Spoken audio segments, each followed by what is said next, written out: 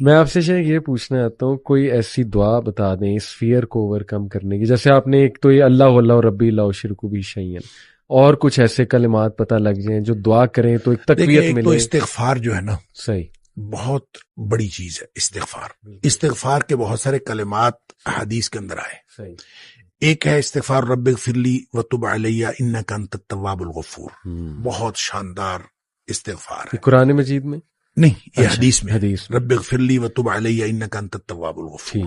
ٹھیک. ایک استغفر اللہ الذی لا الہ الا هو الحی القیوم واتوب الیہ. بالکل صحیح. یہ والا جو ہے نا، استغفر اللہ الذی لا الہ الا هو الحی القیوم واتوب الیہ، اندازہ کیجئے کہ حدیث میں، قرآن میں آتا ہے کہ جو شخص میدان جنگ سے فرار ہو نا، اس پر اللہ کا غضب نازل ہوتا ہے. صحیح.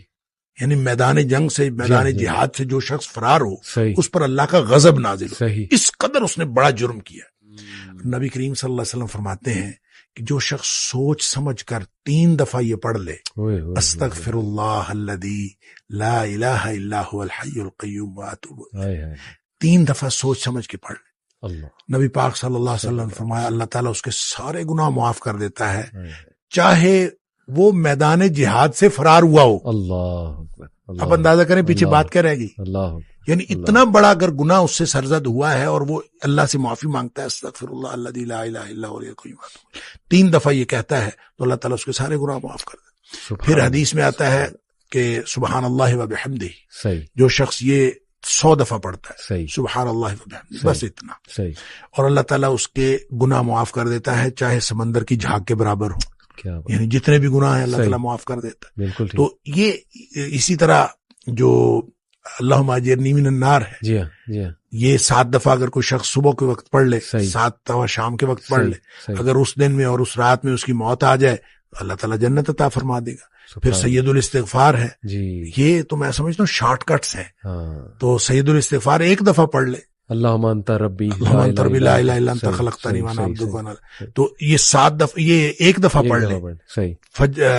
دن کے کسی ایک حصے میں پڑھ لے، اس دن فوت ہو گیا تو انشاءاللہ جنت میں چلا جائے گا. رات کے کسی ایک حصے میں 1 دفعہ پڑھ لے تو اس رات فوت ہو گیا تو جنت میں چلا جائے گا. تو گویا صبح شام کے یہ اذکار میں یہ تو شارٹ کٹس ہیں کہ اگر انسان یہ پڑھ لے تو انشاءاللہ وہ جنت میں جائے گا. باقی جو انسان کو یہ خیالات آتے ہیں نا، سائیکولوجیکلی انسان کو ریگریٹ ختم نہیں ہوتا، یا گلٹ ختم نہیں ہوتا، یا آپ کہہ لیجئے کہ اس کے وسوسے ختم نہیں ہوتے، تو اس کے لیے ایک علاج نبی کریم صلی اللہ علیہ وسلم نے بتایا، وہ ہے لا حول ولا قوت الا باللہ. بس اتنا. صحیح.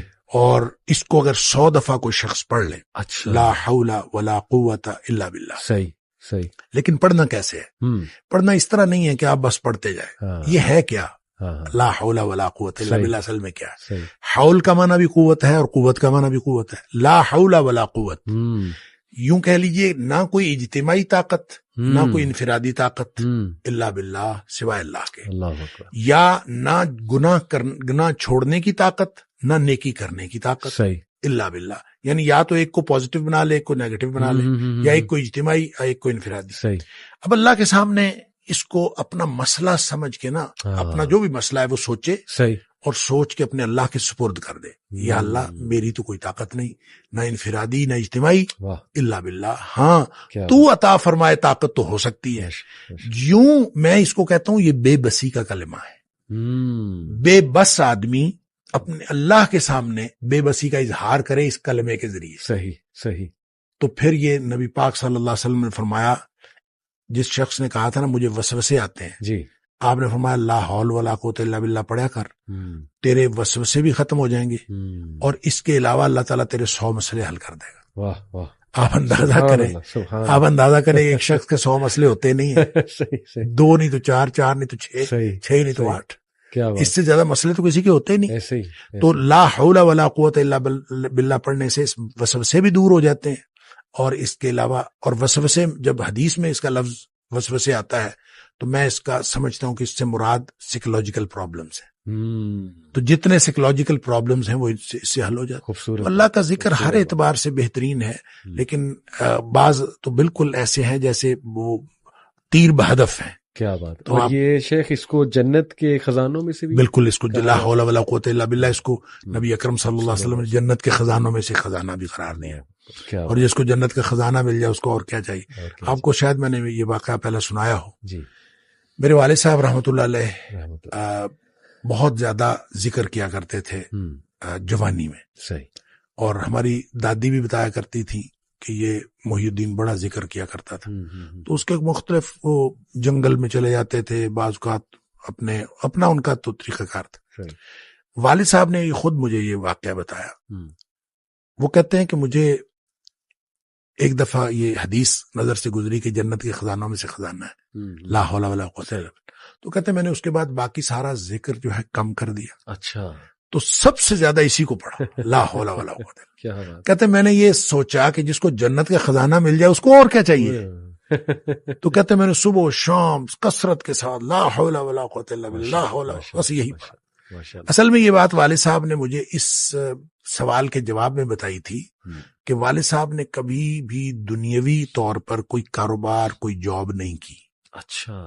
نہ کوئی کاروبار کیا، صحیح، نہ کوئی جاب کی. صحیح صحیح. 16 بہن بھائی ہم تھے جن کو پالا ہے انہوں نے.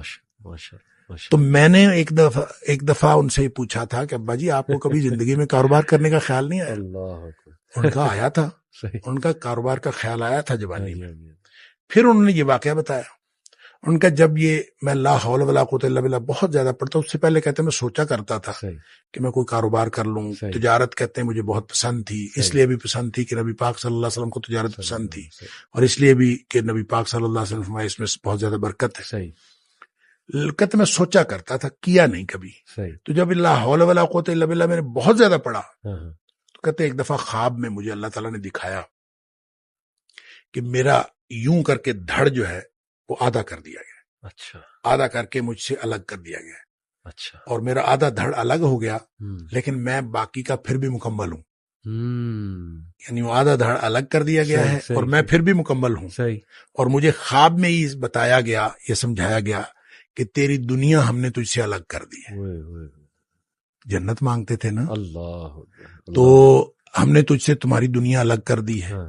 تو والد صاحب یہ فرمایا کرتے تھے کہ اس کے بعد مجھے زندگی میں کاروبار کرنے کا خیال بھی نہیں آیا. اس سے پہلے خیال آتا تھا، کیا تو پہلے بھی نہیں تھا، اس سے پہلے خیال آتا تھا، اس کے بعد کبھی کاروبار کرنے کا خیال بھی نہیں آیا. کیا بات ہے. یہ کاش کی باتیں ہمیں سمجھ لگ جائیں. میں بس ایک اور چھوٹا سا واقعہ آپ ہی کی اس بات سے یاد آ گیا. خالد بن ولید رضی اللہ تعالیٰ عنہ، آئی تھنک یہ جو رومیوں کے خلاف جنگ تھی اس میں وہ اکیلے ہی نکل جایا کرتے تھے، اور یہ ان کی عادت تھی اکثر پیٹرولنگ کرنے. دشمن کے خیموں تک پہنچ جایا کرتے تھے، دیکھتے تھے کہ کتنے ہیں اور کیا معاملات ہیں، ویپنری کون سی ہے. تو صحابہ نے انہیں منع بھی فرمایا کہ آپ جو ہے ہمارے کمانڈر ہیں، آپ اکیلے اس طرح نکل جایا کرتے ہیں.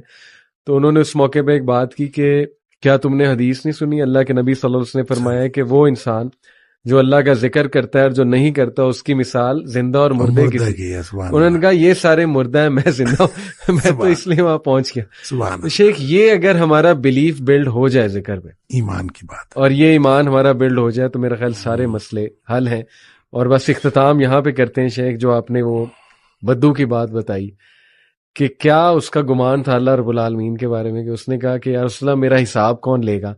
تو اللہ کے نبی نے کہا اللہ لے گا. تو وہ جمپے مارتا ہوا گیا. اس نے کہا بس پھر تو پھر تو میں بخشا گیا، پھر تو میں بخشا گیا. سبحان اللہ. شیخ اللہ آپ کو بہت خوش رکھے، اللہ آپ سے راضی ہو. آپ کا یہ اللہ تعالیٰ سب کو مضبوط ایمان نصیب فرمائے. آمین آمین آمین.